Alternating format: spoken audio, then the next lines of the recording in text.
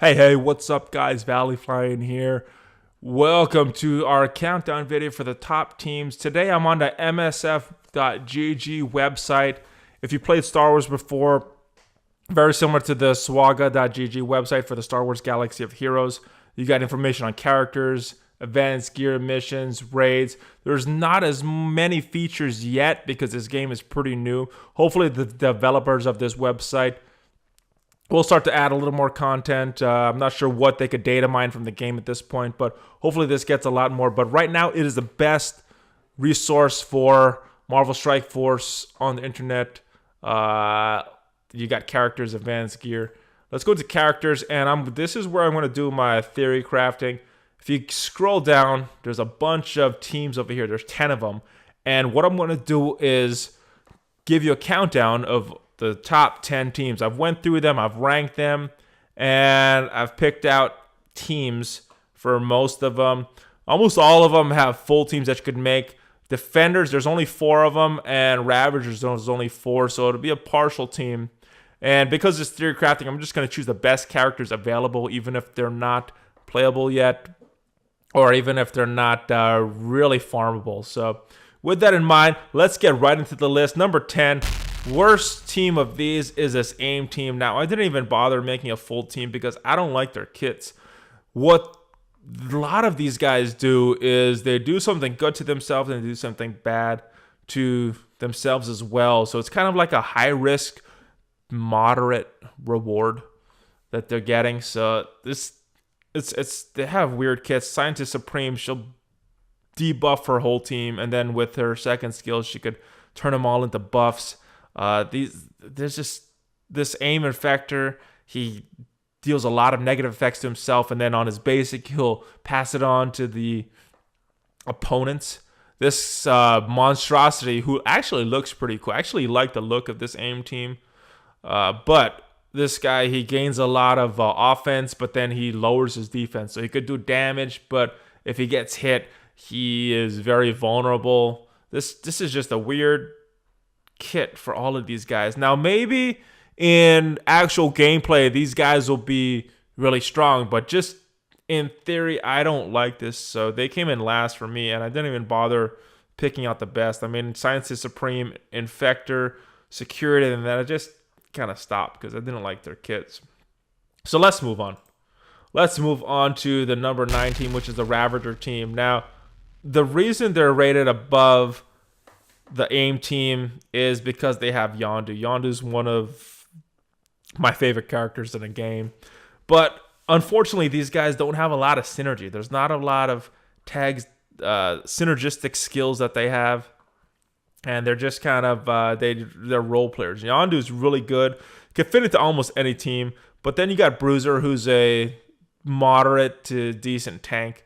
Not one of the best ones out there, but he has a taunt, so I guess and he can heal himself. The Stitcher's a healer, pretty decent healer actually, but not a lot of uniqueness in his kit, not a lot of synergy with the rest of these characters. And then this Ravager Bomber who does some target damage and then adjacent target damage. So really kind of a boring team if you just wanted to pick them. But that's it. They're coming at number 9. So I don't like 9 or 10. But their teams start to get pretty solid when we move on to the Mercenaries, which is coming in at number 8. So you have Bullseye, you have Korath, and then you have a bunch of these other minions. So these guys are going to make the list just because they're normal villains, normal characters. Korath has a pretty interesting kit. He has a skill that you can apply a taunt to the enemy. So this is pretty good if you're facing a tank that you know is going to taunt. You can apply taunt to the character that you actually want to attack so that the taunt really doesn't do anything. And he could block your abilities. And I don't remember, so let me click on it. And what was his last skill? Yeah, ability block, heal block. Oh, this is the one. This is annoying. So I haven't used him. I have him unlocked, but I haven't really ranked him or anything. But this heal block is really annoying when you're facing him. When you got a character that's about to die, and if you're not paying attention, you hit that heal, you try to heal it, and it's just kind of waste that turn. Korath is an interesting kit. Very underrated in my opinion. He's not a meta team, but he's very decent character. So to finish off this team, you got Bullseye, Korath. I would go with Riot Guard because he's a protector. He's an okay tank. Lieutenant actually has a decent kit right here for this mercenary team. He's in it. And then you got these last two guys here, the soldier and a sniper. The soldier has a grenade.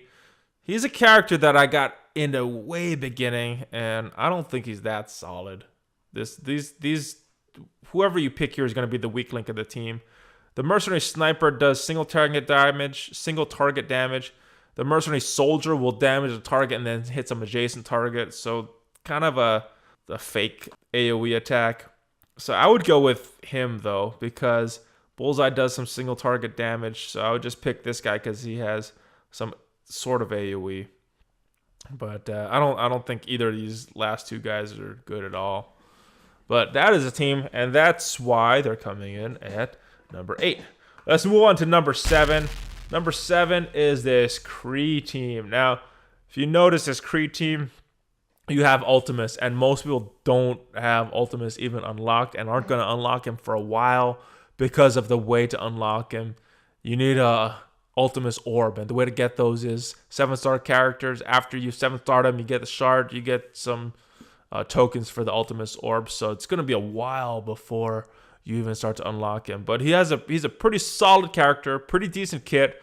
Ronin, not one of the best characters, but he's definitely better than the rest of these minions. He has a heal on him. And then you got Korath. We talked about him earlier. To finish out this squad, you got the rest of these Kree characters. I would go with Kree Noble because he has a pretty solid kit. I'm not sure if you would use him outside of a Kree squad, but his kit is pretty solid. And then I would just finish up with Kree Royal Guard as a tank. He was one of the most solid characters in the early stages of this game, but with the nerf, he's not as solid, so he's not as solid as a tank. But if you're doing a Kree-only squad, I would definitely go with Kree Royal Guard. So for the Kree squad, you got Ultimus, Ronin, Kree Royal Guard, Kree Noble, and Korath the Pursuer. And last pick, I had a hard time deciding which would be number 5 and which would be number 6. In the end, I decided Han would be the number 6 team. So they are the final team of the day. And in this squad, for me, I would pick Noble. He's a summoner.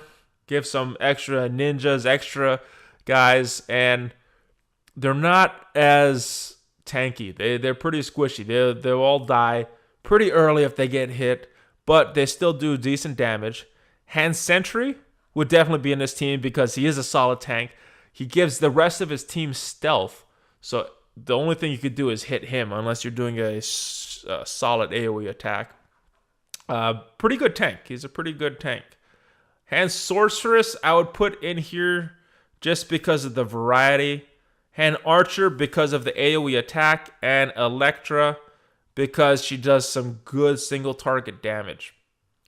What you're really missing is someone that could remove the buffs from this team, and that would be it. But this is a decent team. I like them a lot more before the update. I would use them in the blitz mode, and they would do pretty good even with the weak characters. They would always win and even beat some teams that had a higher power ranked above them. So Hand is a pretty solid team. We're going to get into some pretty solid teams after that, but the rest of them, they're right over here.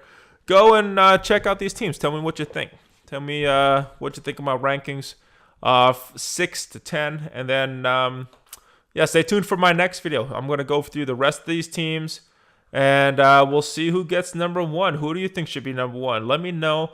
Subscribe to my videos. I will be making a lot more of these and doing a bunch of other topics that I hope you'll like. So that is it. Until then, I will see you there. Valley flying out.